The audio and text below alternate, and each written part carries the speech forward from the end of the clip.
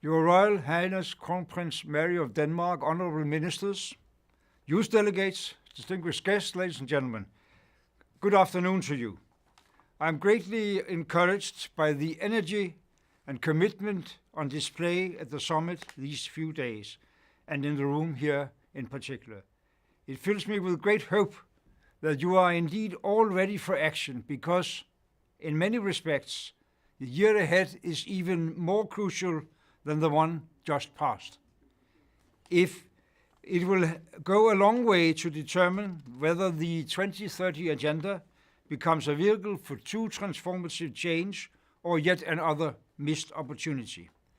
The power and responsibility to ensure that the SDG implementation gets off to a good start lies with all of us who have participated in this summit and in its preparatory process.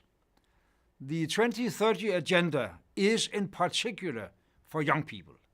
If we succeed, it is a new coming generations that will harvest the results of a more peaceful and harmonious and sustainable world.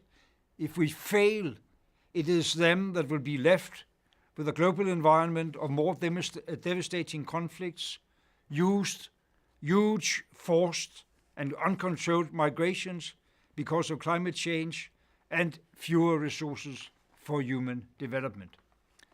The involvement and participation of young people in the global preparatory process of the Agenda 2030 was hugely influential.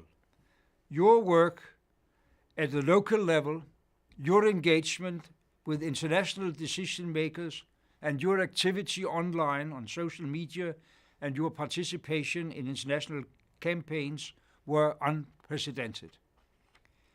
But the slogan, "Nothing about us without us," applies to implementation as much as it did in the preparation.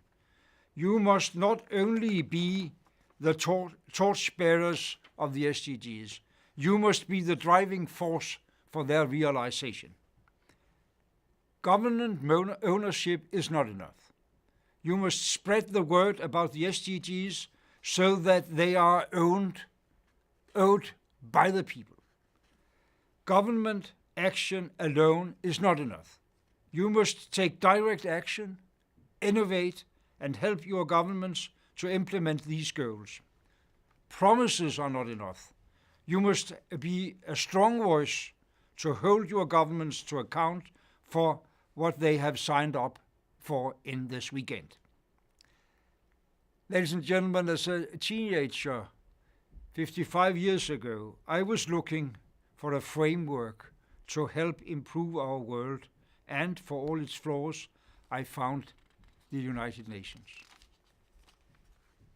Today, as President of the General Assembly, I will do my utmost to ensure that the UN's new vehicle for change, the 2030 Agenda, gets off to the best possible start, and I'll convene 3 high-level events in 2016 for that very purpose. I will build on the inclusive approach taken by my predecessors and on the excellent relationship with the SD's Special Envoy of Youth, Mr.